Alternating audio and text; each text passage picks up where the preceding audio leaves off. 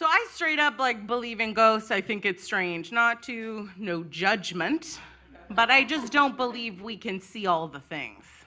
Cause like feelings and magic, like I believe in it. And I have been to a place called New Mexico many times in the Southwest. Has anybody been to New Mexico?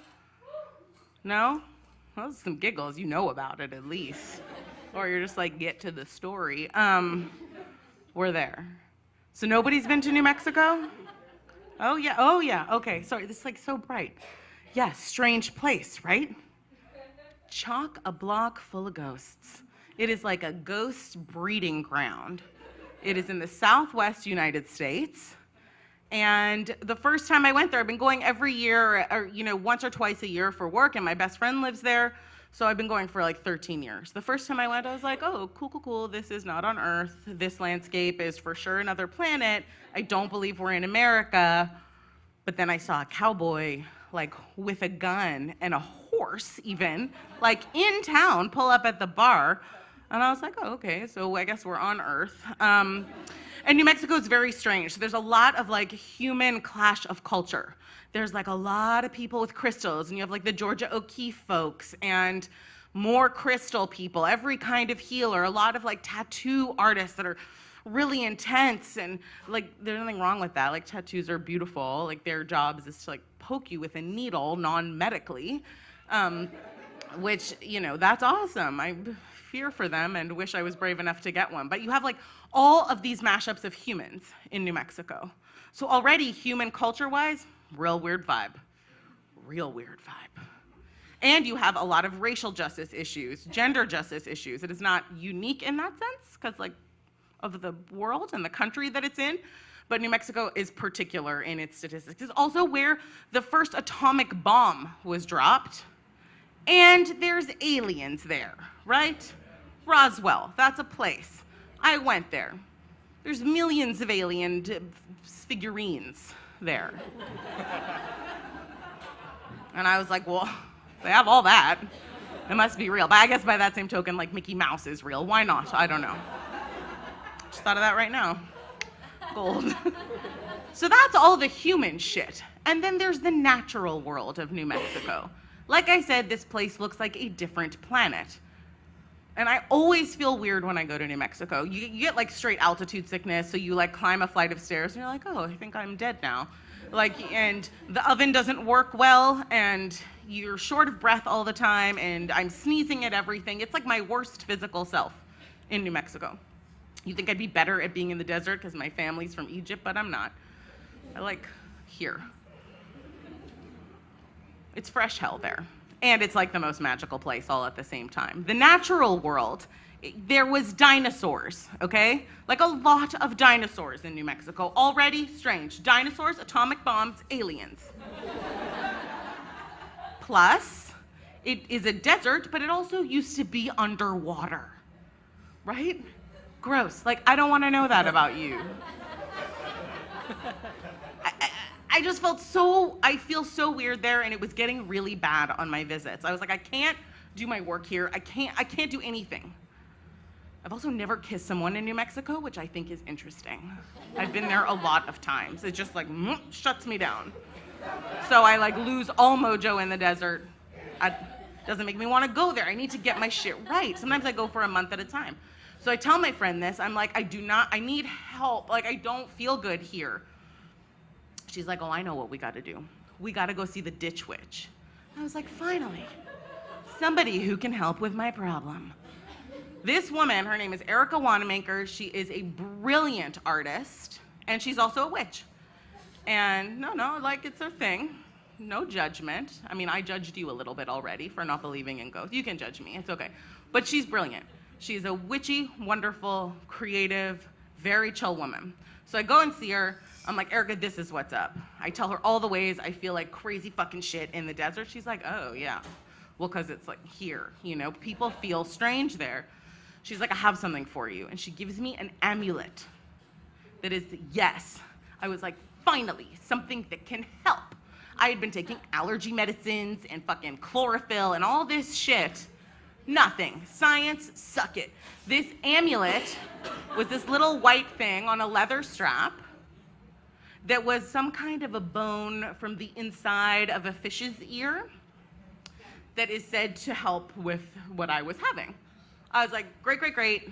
That sounds perfect. I wore it every time I went to New Mexico. I was like, fine. And I did start to feel better.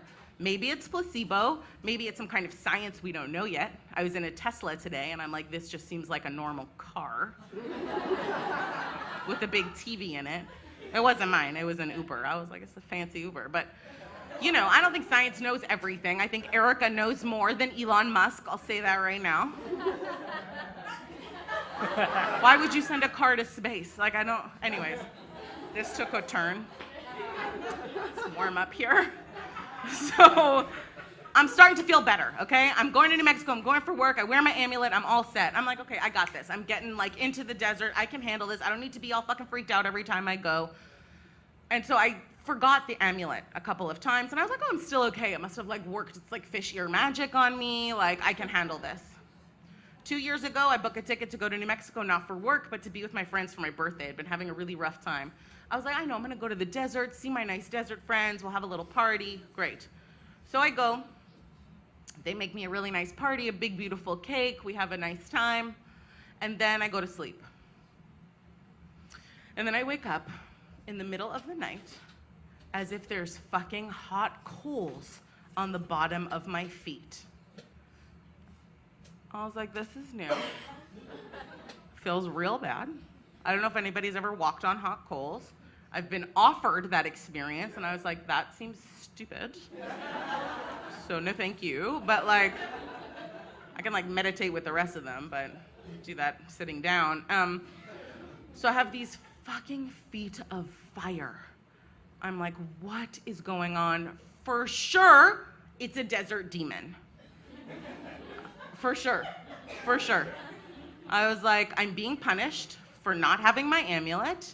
You got fucking lazy, Shaffer, and you didn't get your shit together, and now you're being punished because the bottoms of your feet are on fire.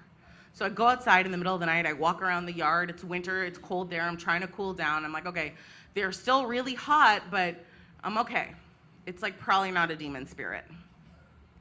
I go back into bed, I'm trying to like meditate through it, and then suddenly, but slowly, can that happen? En tout cas, my organs start to heat up from the middle of me. I don't even know about the organs that are in here, but I could feel all of them burning like damn embers. So it's creeping up my legs, it's starting in here, and it's going throughout my whole body. I'm like, all right, this is real bad. This feels real bad. You have a demon spirit. Do you? What's happening? And it's the middle of the night, so I'm fucking foggy. And I'm in the desert, which already fogs me out. So I'm thinking about it. I'm like, oh, okay.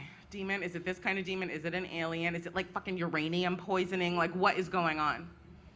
And then I realize it's a demon. It's not a desert demon. I brought him with me from home, and his name is Montel. Montel was a small uterine fibroid that lived inside my body. That's right, we're ending the ghost stories with a story about my uterus. I invite you to gently get on board, okay? Marsha said it was fine. The deal with Montel was, for those of you that don't know, I'm not gonna go into it. If you wanna talk fibroids or uteruses after the show, I'll be outside, but like a fibroid is like a clusterfuck of cells that feel like the remnants of patriarchy just working against you for Satan. So my fibroid was named Montel. Not all fibroids are demons. Mine was a petite demon. Somebody in the audience was just like, oh, sorry.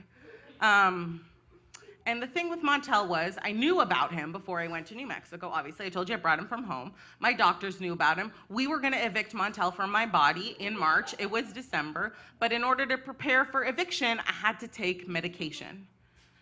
And what I was experiencing in the middle of the night was my very first hot flash, because these medications put me into temporary menopause. I know you're thinking like, oh my God, Arianne, you're so young and glowy. Like, how did you have menopause? Montel. I'm actually so hot right now, but here, I have to put my hair up. Has anybody in here ever had a hot flash? Please give these people a round of applause. For like 10 minutes, you should give them a round of applause while I put my hair up. It's so hot. You don't know anything about it until you've had it.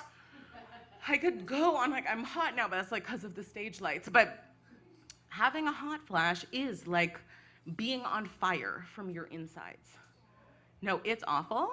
Every time you meet somebody who seems like they're having a hot flash or in menopause, give them everything in your bag, fan them, and bring them beverages. People with hot flashes are underrepresented in the storytelling community, I think. Side note, I do think if men had hot flashes, the age of retirement would be age 41, and that'd be it, that's all. But that's a rant for a different time. So I'm having my first fucking hot flash in the damn desert, thinking it was a demon. I'm like, no, I'm connecting the dots. I'm like, oh, it's Montel, and it's the medication I have to take for Montel, and this is so much worse than I thought it was gonna be. And I was like, I gotta go home. Like, I need to go home. I can't be here with fucking American, scary, nuclear hospitals and shit. I need to go home. So I moved my ticket. And I just knew I needed to get home to my doctors. I needed to make sure it was okay. There was all kinds of other symptoms my body started experiencing after that night that are not for now. Because I care about you. But more than that, I care about what you think of me. So I had to go home. I changed my tickets. I arrive in Houston. Big snowstorm up here. They're like, oh, you gotta go stay in this beige hotel. I'm like, oh, cool. Me and Montel would love to do that. We would love to stay overnight in the beige hotel, eating suspect chicken fingers as we're on fire from the inside all the time. Cool, cool, cool, cool, cool. I'm totally easy breezy. They say, come back at 4 a.m. for your flight. I'm like, awesome, we can handle that. We've been through so much. We're okay. So I get there at 4 a.m. Arianne, you don't exist in the system, says United Airlines. And I was like, and so then I do that thing where I try and be kind, but I'm like a little bit angry. And then they're like, I'm sorry, we don't have a flight for you. Everything's booked. You have to stay another night. And then I just start weeping. Not manipulative weeping, uncontrollable. Montel is taking charge, weeping. That's another thing that happens with Montel. Start crying all the time. And I cry all the time in airports anyway. Because, like, I don't know does anybody else cry in airports? Constantly. No? Yeah, thank you, friends. And on airplanes, I think you're a criminal if you don't cry on an airplane. You're in a tin can flying through the air. Like, any movie should make you cry. In the airport, I'm like, oh my God, the Kardashians. Like, I don't understand that. Are they aliens? And then there's like Jen Aniston. I'm like, I wish you the best. And like, I get so teary. But like, at this moment, at the checkout counter, it was none of that shit. It was just straight uterine weeping. And they just look at me and they're like, hang on. Oh, by the way, it was Christmas time, so they were wearing little antlers, like little like reindeer things, which I loved. Not exactly in that moment. They talk for a couple minutes, these two nice people. They come back and they just slide me a ticket. It is a first-class ticket home. And I start to react. They're like, don't make a move. And I was like, what? They're like, please don't react to this. And they were talking real close with their reindeer ears on. They're like, do not mention this. When you get to the gate, walk on the plane like this was the ticket you bought. Do not talk to us at the gate. This is happening. Okay? And I was like, okay. Like, there's ghosts, and then there's like angels, you know? And these people were my angels. Because I got home. Montel got evicted, by the way. I'm done with temporary menopause, except right now in this blazer under this heat. And, you know, that's it.